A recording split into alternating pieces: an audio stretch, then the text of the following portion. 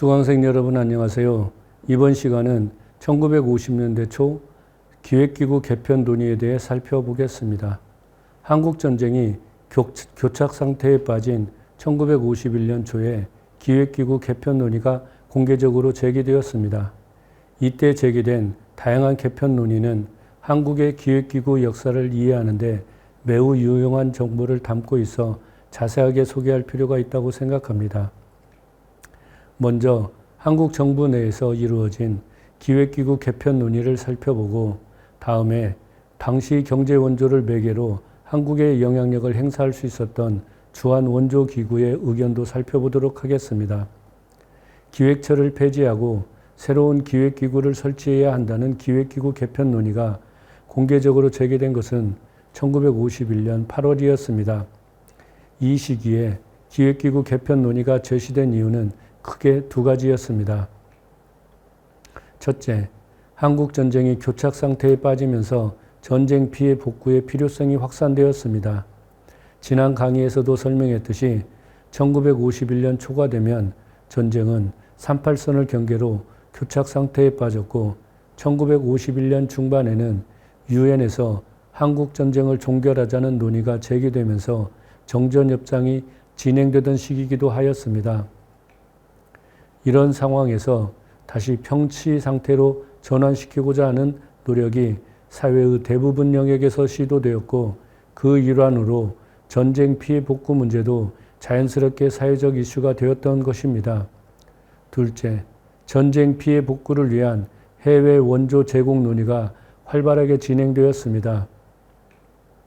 한국 내에서 전쟁 피해 복구 논의가 활발하게 이루어졌지만 이에 필요한 재원의 대부분은 해외 원조를 통해 공급받아야 하는 상황이었기 때문에 미국을 중심으로 국제사회에서 원조 제공 논의도 활발하게 제기되었던 것입니다.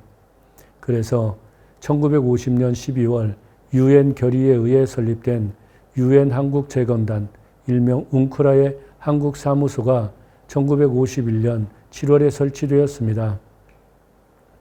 그런데 현존하는 기획처 체제로서는 이런 문제를 제대로 해결할 수 없다는 생각이 기획기구 개편 논의가 제기된 중요한 배경이었던 것입니다. 앞서 지적했듯이 1950년이 되면서 기획 기능은 완전히 사라지고 예산 편성 기능 중심으로 운영되었던 기획처 조직을 개편할 필요가 있었던 것입니다. 이때 제기된 기획기구 개편안은 여러 개가 제출되었지만 한국 정부에서 국회에 제출한 정부안과 그간 국회에 제출된 다양한 정부 조직법 개정 법률안을 통합하여 법제사법위원회, 즉 법사위에서 만들어 제출한 법사위안 2개로 압축하여 본회의에서 심의되었습니다. 따라서 이 2개 안의 공통점과 차이점을 비교하면서 설명하도록 하겠습니다. 이 두 안의 공통점으로 지적할 수 있는 것은 외자 관련 업무를 기획기구의 업무로 포함시켰다는 점입니다. 앞서 잠깐 소개했듯이 현존하는 기획처 조직에는 외자에 관한 업무가 공식적으로는 제시되지 않았습니다. 여기에는 두 가지 요인이 영향을 미쳤습니다. 하나는 정부 조직법과 기획처 직제가 1948년 12월에 미국과 경제원조 협정이 체결되기 이전에 제정되었다는 점을 들 수 있고, 다른 하나는 최초의 국민국가를 수립하는 짧은 정치 일정 속에서 외자를 고려할 수 있는 여유가 없었다는 점 등이 중요하게 작용했다고 생각합니다. 그러나 앞서 설명한 것처럼 1951년 중반이 되면 외국 원조 도입 논의가 활발하게 진행되던 시기였고, 게다가 외국 원조가 한국 전쟁으로 파괴된 시설을 복구 및 확충시키는 가장 중요한 재원이었다는 점에서 외자는 매우 중요했습니다. 이 표는 정부안, 즉 부흥원 설치 법안 제1조와 법사위안, 즉 정부조직법 개정 법률안 제25조의 3의 조문을 정리한 것입니다. 정부안의 제1조를 보면 정부안에 의해 설치되는 부흥원의 목적은 전제 부흥에 관한 종합계획의 수립, 조정과 외자의 도입, 구매, 배정, 관리 및 토목 건축에 관한 사무를 장려하는 것이라고 되어 있어 외자 관련 업무가 핵심 업무로 포함되었습니다. 법사위안의 제25조 3에서도 이 법에 의해 설립될 부흥부 목적은 외자의 도입, 구매, 배급, 관리와 도시, 도로, 치수, 항만에 대한 토목, 주택, 기타 건축에 관한 사무를 장려하는 것으로 되어 마찬가지로 외자 관련 업무가 중요한 업무로 포함되었습니다. 그러나 정부안과 법사위안이 외자 관련 업무를 중요한 업무로 포함하고 있다는 점 이외에서는 이 두 법안은 기획기구 개편 구상에서 커다란 차이가 있었습니다. 우선 지정할 수 있는 것은 기획기구 설립 방식에서 커다란 차이가 있었습니다. 정부안의 경우 기존 정부조직법은 그대로 둔 채 기획 업무와 외자 관련 업무를 담당할 새로운 부흥원을 설립하자는 것이었습니다. 다시 말하면 기존의 기획처는 그대로 둔 채 부흥원을 신설하자는 것이었습니다. 그러나 법사위안은 정부조직법을 개정하자는 것이었기 때문에 기획기구는 물론 정부 조직을 대대적으로 개편하고자 하는 의도에서 제기되었던 것이었습니다.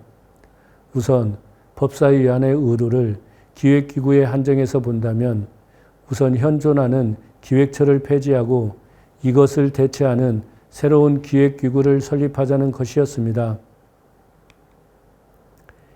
이 표의 오른쪽에 정리된 것은 법사위안에서 제기한 새로운 기획기구 관련 조문 제34조를 정리한 것입니다. 이 제34조에서 확인할 수 있듯이 법사위안에서는 새로운 기획기구로 중앙경제위원회를 설립하고자 하였고 이 위원회가 담당해야 하는 업무로 세 가지를 제시했습니다. 하나는 재정, 경제, 금융, 산업, 운수, 노력, 물자와 물가에 대한 종합적 계획의 수립과 각 부문의 계획의 조정입니다. 이것은 원래 기획처에서 담당하던 업무였으며 기획처 업무에서 추가된 것은 각 부문의 계획의 조정 업무라고 할 수 있습니다. 다른 하나는 첫 번째 업무의 연장선상에서 계획 실시 상태의 검토와 시정이고 마지막 업무는 경제 실태의 조사와 통계 모집 업무였습니다.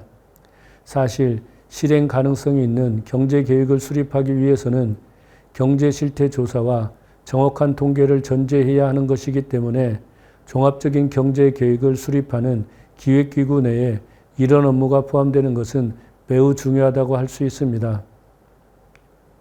게다가 제34조에 정리되어 있듯이 경제정책에 관한 모든 계획은 중앙경제위원회의 심사를 경유하지 아니하면 국무회의에 부의할 수 없다라고 규정하여 중앙경제위원회가 정부 조직에서 중심적인 역할을 수행하도록 구상하였던 것입니다. 이 점을 보다 자세히 설명하도록 하겠습니다. 기획기구의 기획기능이라는 관점에서 법사위안과 정부안을 비교해 보면 두 안의 차이를 보다 분명히 확인할 수 있을 것입니다. 우선 지적할 수 있는 것은 정부안의 기획기구 개편안에서는 기획기능이 법사위안보다는 매우 약하다는 점입니다. 가령 정부안에서는 현존 기획처가 그대로 존재하지만 앞서 지적한 것처럼 기획처의 기획기능이 약화되었다는 점, 이것을 대신하여 새로 설립될 부흥원에서 전제 부흥에 관한 종합계획의 수립, 조정 업무가 포함되었지만 중앙경제위원회에서처럼 이것을 뒷받침할 수 있는 추가 기능이 부재하다는 점에서 종합적인 경제계획을 수립할 수 있는 기능이 제대로 작동할 수 있을지는 의문이었습니다. 그러나 법사위안의 중앙경제위원회는 거의 전적으로 기획기능에 특화되어 있다고 할 수 있습니다. 정부안에서는 기획기능과 외자 관련 업무가 부흥안에 통합되어 있었지만 법사위안에서는 이 두 업무가 조직적으로 분리되어 있었습니다.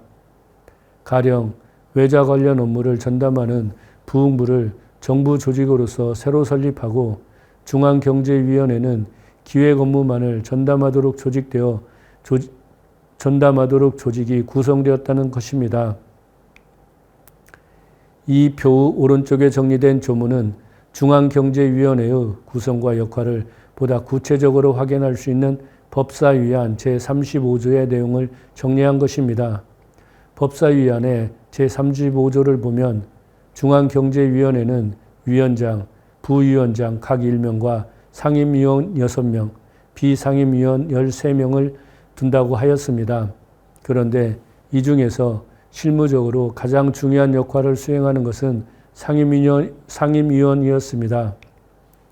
위원장의 제청으로 대통령이 임명하는 상임위원은 경제정책의 연구, 계획의 수립과 심의에 관한 사무를 관장하였는데 이들로 구성된 상임위원회의 심의를 경유하지 아니하면 중앙경제위원회에 부의할 수 없다라고 하여 중앙경제위원회에 회부되는 모든 정책과 계획은 상임위원회의 심의를 거치도록 하였습니다. 이들 상임위원은 대부분 경제 전문가들로 구성될 것이라고 하였습니다. 한편 중앙경제위원회의 역할이나 성격을 이해하기 위해서는 이 위원회를 구성하고 있는 사람들의 면면을 살펴볼 필요가 있습니다. 제35조를 보면 확인할 수 있듯이 위원장은 당연직으로서 국무총리가 되었고 부위원장은 국무위원 중에서 대통령이 임명하도록 되었습니다. 그리고 13명으로 구성될 비상임위원은 재무, 농림, 상공, 보건사회, 교통, 최신과 부흥부의 각부 장관들과 산업, 노동, 금융, 학계에서 위원장의 제청으로 대통령이 임명하는 6인으로 구성하도록 하였습니다. 이상의 점을 고려할 때 중앙경제위원회는 위원장, 부위원장과 비상임위원들이 참석하여 상임위원회에서 결정 심의된 정책이나 계획을 심의 조정하여 국무회의에 상정할 안건을 최종 결정하는 역할을 수행하도록 예정되었다고 할 수 있을 것입니다. 이상과 같이 법사위안은 현존하는 기획처를 폐지하고 기획기능에 특화된 중앙경제위원회를 설립함과 동시에 외자 관련 업무를 전담하는 정부 조직으로서 부흥부를 신설하는 것을 골자로 하는 기획기구 개편안이었습니다. 기획기능 이외에도 정부안과 법사위안은 예산 편성 기능과 관련해서도 서로 다른 구상을 갖고 있었습니다.